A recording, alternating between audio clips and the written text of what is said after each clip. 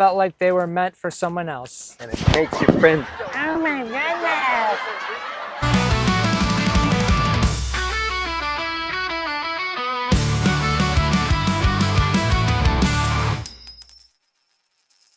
This one's gonna be a little different, gonna get a little more personal, gonna talk about my experiences as a junkie and coming out of that. 10 years ago, I was living in a darkness I thought I'd never escape.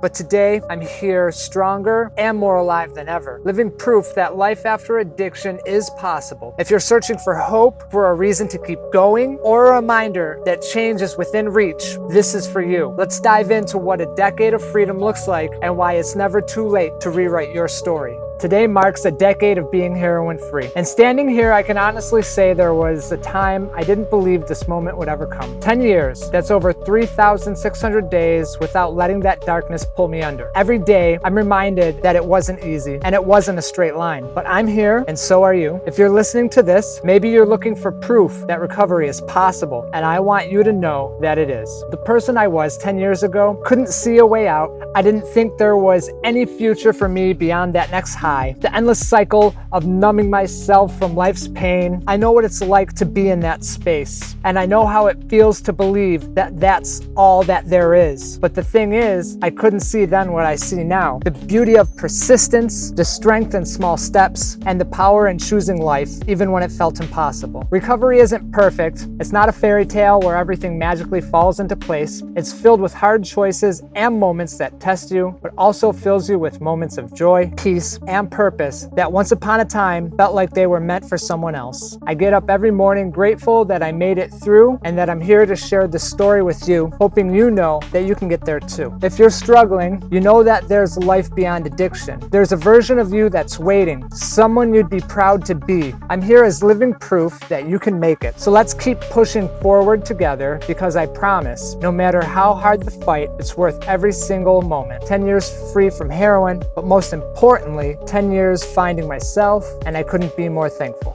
So that was my brief recap, summary of the experience that would make a good sound clip. Now for this part of the video, I would like to discuss the process a little bit, starting off with the breaking point. The breaking point was not one pivotal moment. It started over the course of maybe 9 to 10 months. In that time, and this is all the things that led to what I would have called my rock bottom. The biggest part was Dana losing the baby that she had become pregnant with. That was hard for both of us. That caused stress and turmoil within. Ultimately is a wedge that drove us apart. That's another video, but that was definitely a big part of it because that was extremely painful. Through that time, I remember overdosing a couple of times, finding some real peace in that in a strange way. It was just dark, black, calm. So I had this apartment, and obviously I was choosing to do drugs over paying rent. So ultimately I got evicted. I threw my arms up in the air and I was like, how can they throw me out? Blah, blah, blah. Blaming everyone but myself for the situation. During that time, I was working at a big retailer, home improvement, and I would have somebody meet me in the parking lot. I would cop what I needed. I would go into the bathroom. I would shoot my drugs, and then I would go out on the floor and I would operate forklifts. Definitely not the safest or the smartest way to get through a shift. That's where I was, and that was so bad. I see how bad that is. After being evicted, a friend was nice enough to bring me into his home, where I, of course, shit all over that man's generosity. Ultimately was kicked out from there and had literally nowhere to go. It's a wild feeling to be longing to go back to where you were when you overdosed, so dead, knowing that you had nowhere to rest your head at the end of the night, and the relationship that defined your life for 6 years was over. Compiling all of that, finally had enough one day, and I decided it was time to check myself into detox, figure out how I could do something different. The way I describe it is the pain of change became less for the first time than the pain of staying the same. And it was in that little bit of a gap It was in that space, that little space in between the pains. Both were painful. One was just a little less painful. I decided to pivot and go with the path that at the time seemed a little less painful. When I was early on in the process, so I had gone to the detox. The first time I went to detox, they turned me away. They said I wasn't sick enough because I had gone there using. I went back about a week later, which was the 31st, and I had not used, and I was honest with them and told them how I drink every day, how I do Xanax almost daily, and the heroin. And because of that, it was finally medically necessary for me to go upstairs, because the heroin withdrawal will make you wish you were dead, but the alcohol detox and the benzodiazepine detox, those are ones that will actually kill you. So with that, they brought me up into the detox. I was there for a few days. I then had to go to my brother's house for a few days while I waited for a bed in the state facility, the 30-day rehab place. And once I was in the rehab, I felt as if I was just an empty vessel. I was just a human being that had no more hope, that had no more ambition, that had no more desire to feel how horribly painful it was just to be alive anymore. But I knew somewhere was another way. There's a lot that I don't remember with the first couple weeks of being in rehab. It's a bit of a blur. I was definitely sick and unhappy and miserable, but early on there was a meeting when we were all in the basement. I think there were, whenever I tell a story I just say 30, it's just a round number, and we're all sitting in a circle. Counselor's in there talking to us, and he says, take a look to your left, and everybody, take a look to your right. And then he looked at all of us and he said, only one of you in this room tonight is going to make it. The rest of you are going to relapse. A large portion are going to die. Statistically speaking, there's only one of you that is going to get out of this. And it was in that moment that I looked around. I felt guilty for a moment because I was grabbing that for myself, and I thought, it's me. I'm the one person. And that was the pivotal moment where 10 years became possible. That was a moment of the spark being rekindled in my soul, giving me the desire to stay on the path that I had started. Early on, community was a huge part and an important part, and is still a huge part in my life today. NA, Narcotics Anonymous, was fantastic. Early on in my process, I needed that rigid system to go to. NA provided that for me in so many ways. I met so many great people, and I really learned the power of a higher power and the power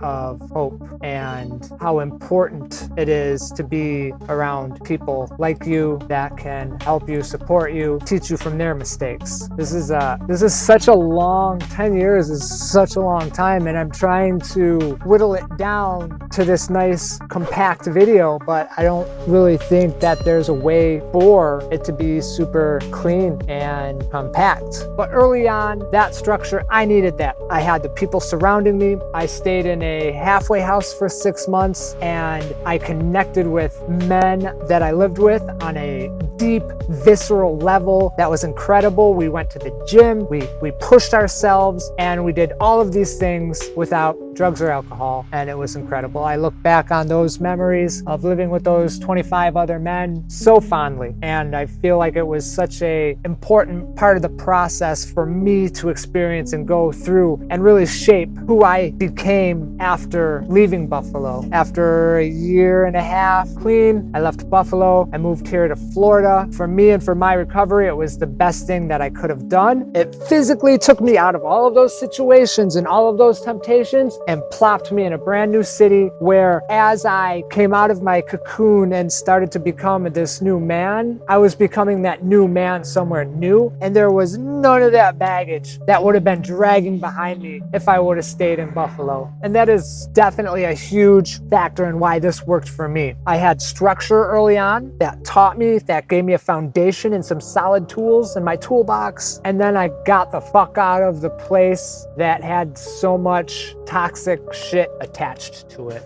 Year on to year, things didn't get easier in life, because life is life and life is challenging, but things got easier as an addict. As I put more space in between me and those parts of myself that I didn't like, that I didn't find useful anymore. And I think it's important to say those parts of myself because I understand that even though I have 10 years away from heroin, from that lifestyle, from being that person, all of those traits, everything that made me that person is still in here and could become that person again. So it is always important to stay vigilant. I am always questioning my motives for things, not in an overly judgmental way. I'm not critical of myself, but I am looking and making sure that I'm not seeing patterns that could lead me to a very self-destructive place that ultimately would lead me to my death. Who I am today and what these 10 years have meant to me. I have accepted myself in ways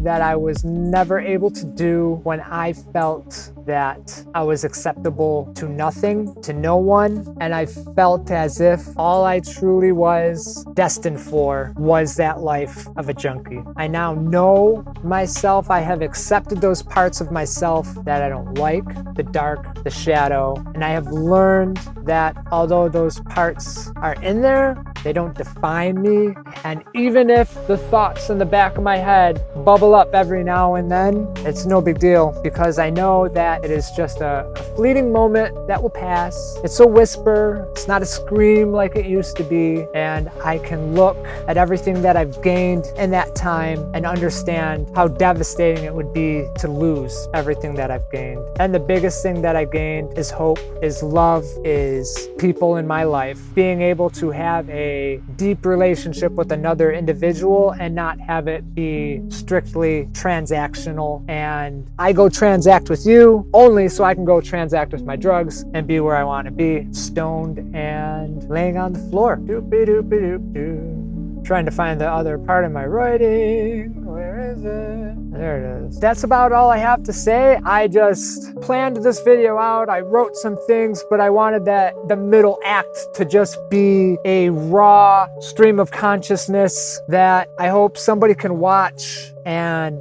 resonate. So with that said, if my journey resonates with you, take that as a sign. Whether you're on day 1, day 100, or just considering that first step towards change, don't wait. Reach out, find support, connect with others who understand. We're here, we're all around, we are everywhere. Leave a comment, share your story, or even just write one small goal you want to achieve in the next 24 hours. Remember, each step forward, no matter how small, is a victory. If I can make it here, I know that you can too. Let's build this journey together because no one should have to do it alone. Start now, start today. Let's go do this. Don't forget, stay weird.